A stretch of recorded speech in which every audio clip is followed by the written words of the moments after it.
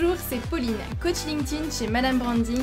Bienvenue sur le podcast Bien dans mon business, votre dose hebdomadaire de joie, d'énergie et de bonne humeur, où chaque semaine, je vous livre les clés pour booster votre énergie et votre entreprise. J'espère que vous êtes bien installés, c'est parti.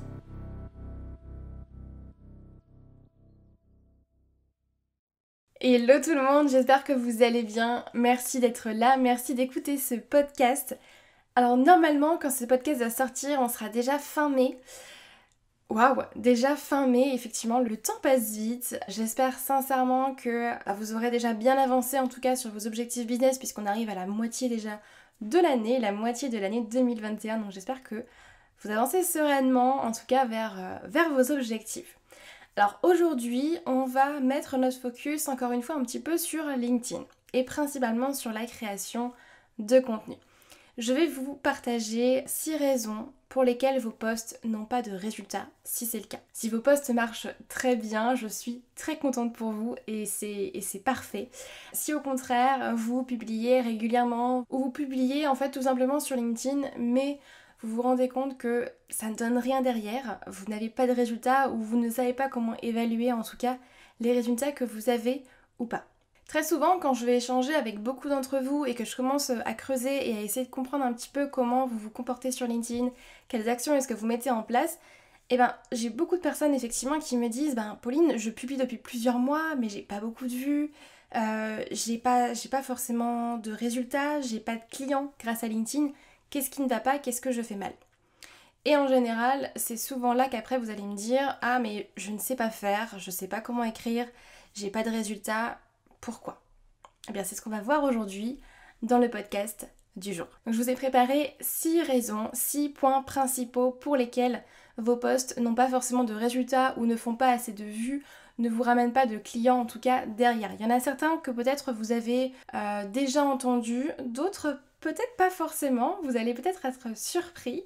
J'espère en tout cas que vous allez apprendre beaucoup de choses encore une fois dans ce podcast, donc installez-vous bien et puis on est parti. Alors premier point principal et qui est pour moi vraiment la raison principale que je remarque en général à 99% du temps chez la plupart des personnes qui viennent avec cette problématique-là.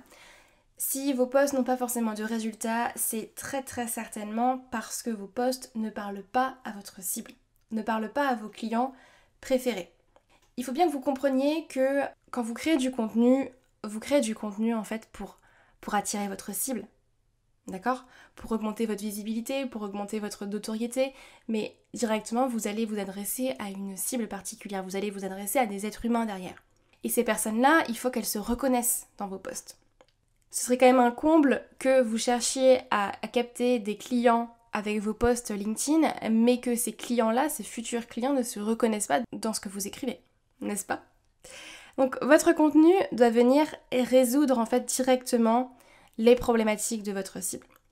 Vous devez traiter de sujets qu'ils ont envie de lire, de choses qu'ils ont envie d'apprendre tout simplement. Et c'est comme ça que vous allez leur parler directement, toucher leur cœur en fait tout simplement, en leur parlant de sujets qu'ils ont envie de lire, de choses qu'ils ont envie d'apprendre. Et c'est comme ça qu'ils vont commenter également. Là je vous invite simplement dans un premier temps à faire une liste des différentes questions qu'on vous pose régulièrement et à en faire des posts, à y répondre tout simplement dans des posts dans un premier temps.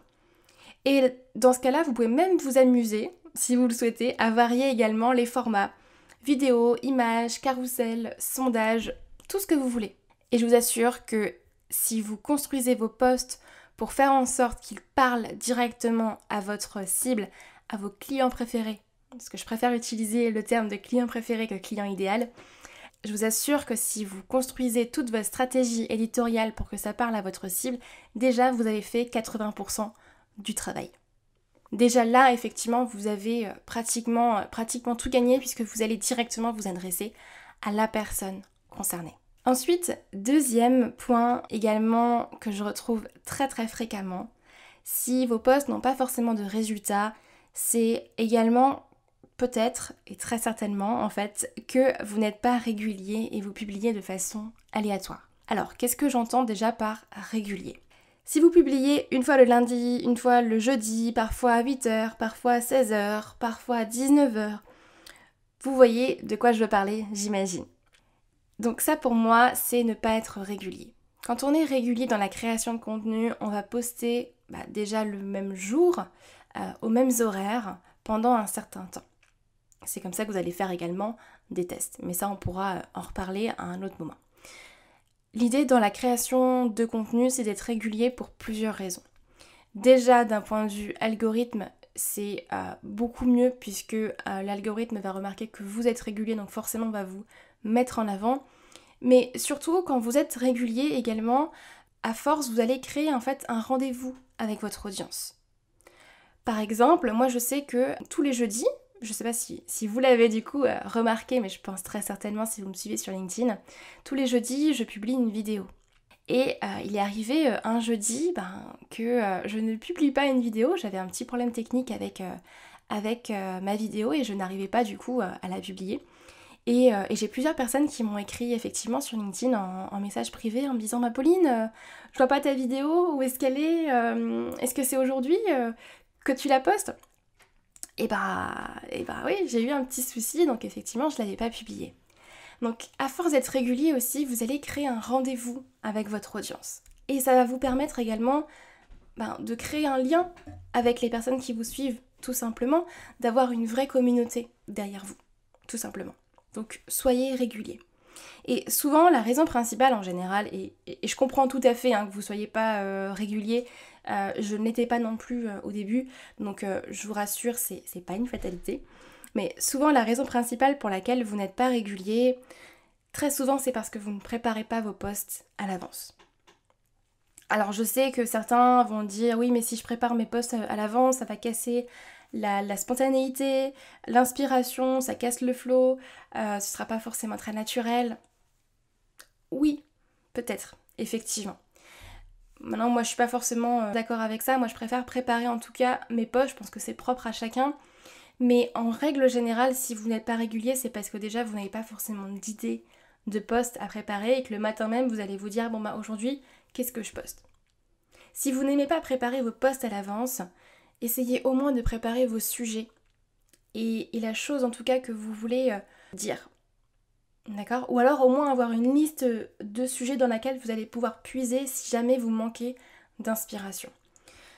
Mais néanmoins, moi je vous invite quand même à préparer vos posts à l'avance. Je pense que vous serez en tout cas beaucoup plus serein dans votre création de contenu et du coup beaucoup plus régulier. Souvent aussi quand on a un imprévu dans son planning et quand on prépare ses posts en fait le jour même et que du coup on a un imprévu tout de suite qui arrive, on va pas se mentir, la création de contenu ça passe un petit peu à la trappe et en dernier dans la liste de priorités et sur ma to-do list. Pourquoi ? Parce qu'on va pas voir les résultats immédiatement. Et donc forcément, la création de contenu, vous allez la mettre en dernier dans votre liste de priorités. Vous avez envie d'être visible sur LinkedIn ? Eh bien, faites de la création de contenu une priorité. Et préparez vos posts en avance. Publiez à des jours spécifiques et des horaires prédéfinis. Et je vous assure que petit à petit, en étant régulier, en persévérant et en faisant vraiment une priorité, votre visibilité va décoller, mais surtout si vous faites bien les choses, derrière, vous aurez des clients. Et si vous avez du mal à vous discipliner par rapport à ça, moi je vous invite tout simplement à mettre une alarme également sur votre téléphone à l'heure en fait où vous voulez publier. Moi je sais que j'ai un événement en fait dans mon calendrier, donc j'ai une notification en fait qui apparaît à l'heure à laquelle je suis censée publier mon post sur LinkedIn. Ensuite, malheureusement, parler à sa cible et être régulier, parfois ça ne suffit pas, même si c'est pour moi les 2 points les plus importants. Troisième raison pour laquelle vos posts n'ont possiblement pas de résultats, c'est que vous ne mesurez pas vos actions et vous n'ajustez pas votre stratégie en fonction. Et là, c'est un petit peu comme si vous vous dites, tiens, ça marche pas, et si je continue à faire pareil ? Vous voyez un petit peu l'idée ? Je vais vous donner un exemple.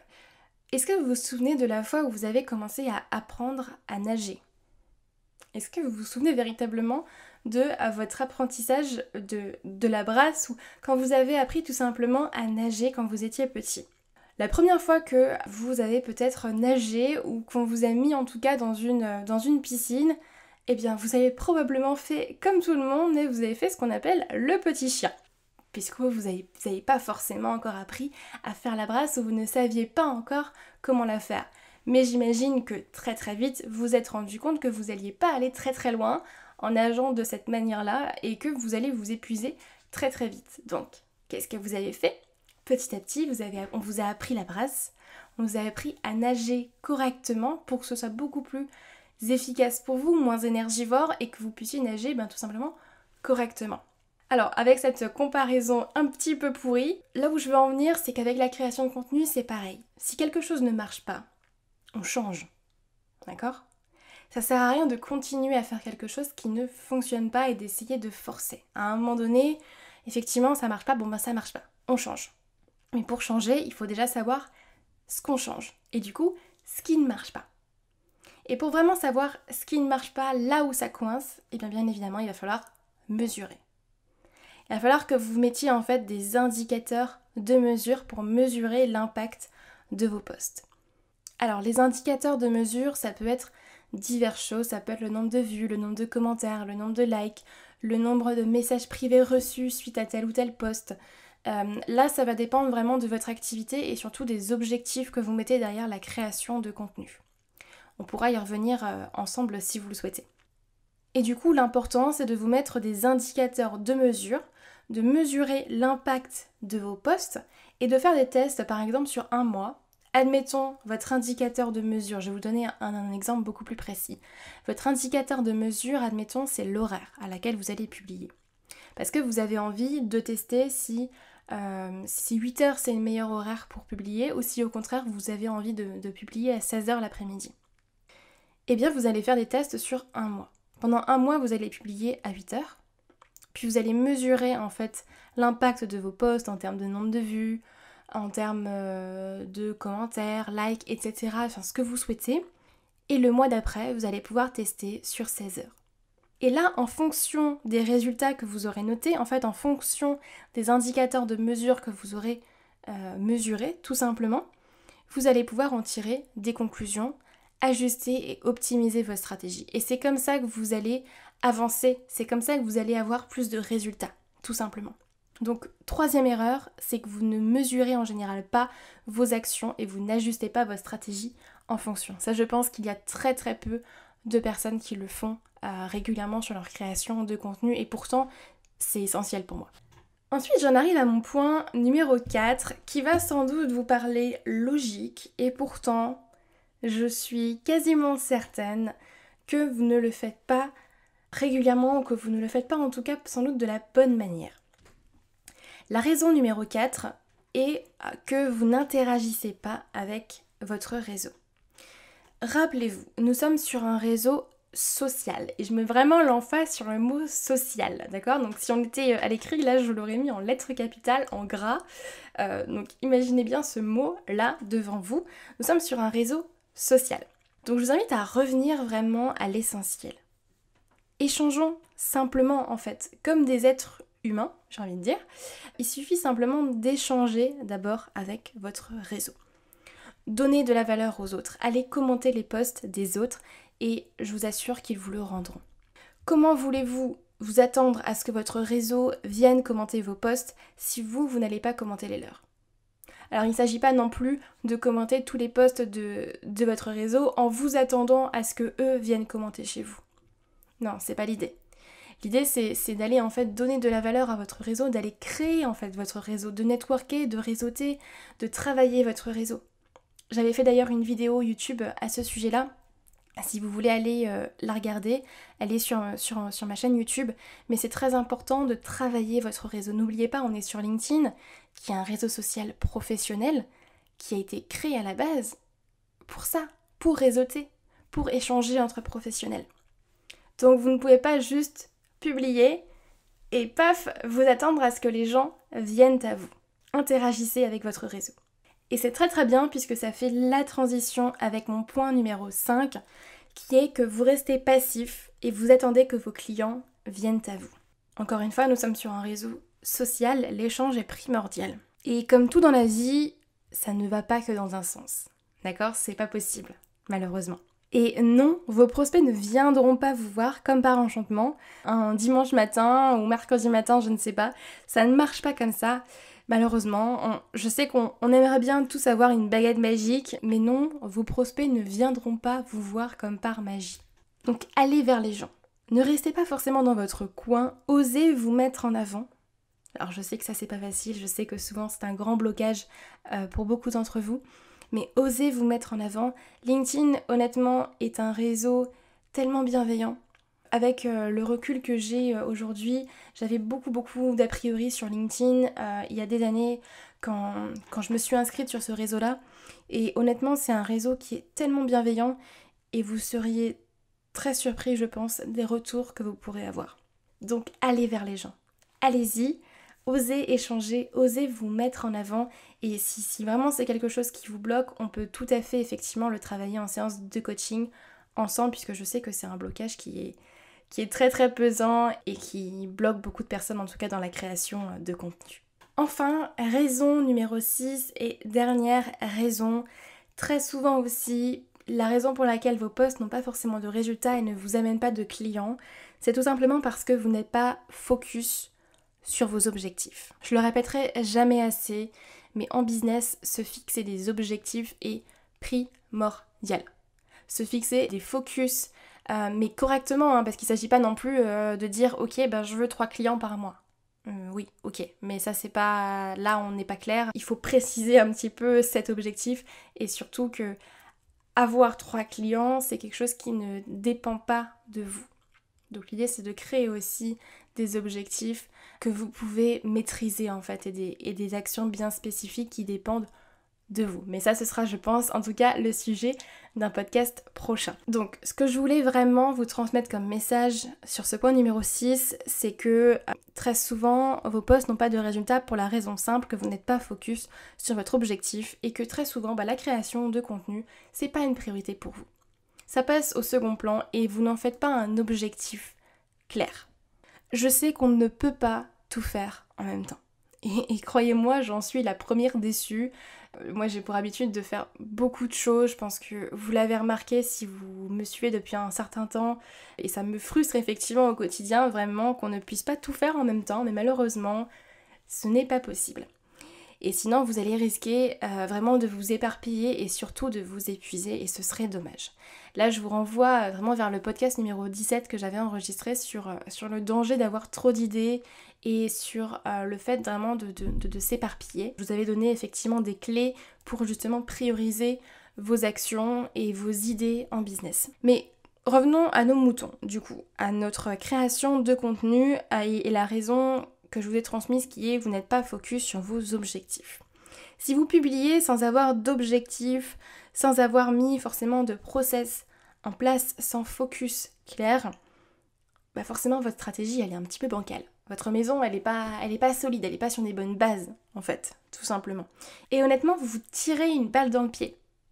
Vous vous tirez une balle dans le pied. Ça ne sert à rien de passer plusieurs heures à créer du contenu si votre stratégie n'est pas claire.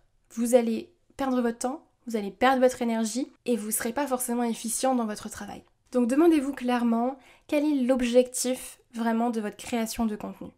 Combien de temps est-ce que vous y allouez par semaine? Comment est-ce que vous allez mesurer si votre objectif est atteint ou non? Comment est-ce que vous allez mettre en place votre stratégie? Quelle est vraiment votre ligne éditoriale?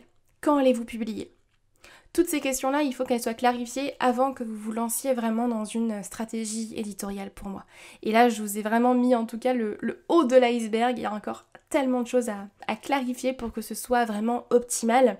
Mais je pense que là déjà, avec tout ce que je vous ai partagé dans ce podcast, vous avez déjà des clés en tout cas pour vous lancer de votre côté. Et si vous voulez vraiment aller plus loin et clarifier votre stratégie éditoriale, ce sera avec grand plaisir. Mais il va falloir tester.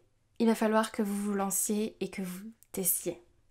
Je sais que ça peut paraître frustrant, je sais que vous allez vous dire bah ouais mais je sais pas comment écrire des posts, je sais pas faire, par quoi est-ce que je commence, comment est-ce que je fais. Je sais parce que je suis passée par là. Si ça vous intéresse d'ailleurs et si vous êtes autonome en tout cas dans votre travail, parce que c'est surtout ça qui est important, mais si vous êtes autonome dans votre travail, j'avais créé également une mini formation sur la création de contenu, comment mettre en place votre ligne éditoriale, comment choisir des sujets de posts, comment rédiger également des posts avec des techniques de copywriting. Vous la retrouverez sur mon site internet www.madamebranding.com et sinon je vous mettrai le lien directement dans la description de ce podcast. Mais si ça vous intéresse, effectivement c'est une mini formation qui est facilement accessible à tout le monde et que vous pouvez aller regarder pour vraiment vous lancer dans la création de contenu. Ça vous permettra en tout cas, je pense déjà, de vous débloquer et surtout de vous lancer. Donc pour conclure ce podcast, on a vu 6 raisons ensemble pour lesquelles vos posts n'ont pas de résultats. Donc je vous les rappelle, la une c'était vos posts ne parlent pas à votre cible, à vos clients préférés. Ou alors vous n'êtes pas régulier et vous publiez de façon aléatoire.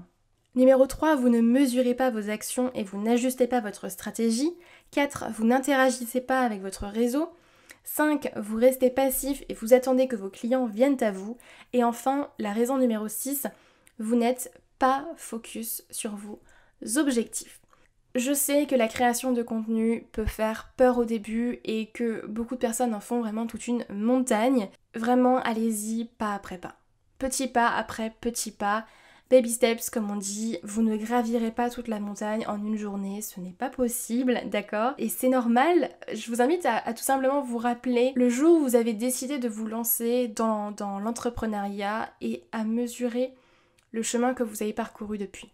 J'imagine qu'à l'époque aussi ça vous paraissait une montagne et que vous posiez énormément de questions, mais jour après jour, petit à petit, vous avancez, vous clarifiez tout ça et ça se fera. Je pense qu'il faut juste avoir confiance en vous, confiance en la vie et se dire que si vous mettez tout ce qu'il faut dans votre stratégie de contenu, si vous y mettez vraiment les efforts et la bonne stratégie dedans, il n'y a aucune raison que ça ne décolle pas. Voilà. Donc l'important c'est vraiment de commencer à gravir cette montagne, de faire ce premier pas. Oui, ça va prendre du temps, mais l'important c'est de faire ce premier pas, c'est de faire un pas en avant, c'est d'y aller. Et croyez-moi, plus vous attendrez, plus ça prendra du temps.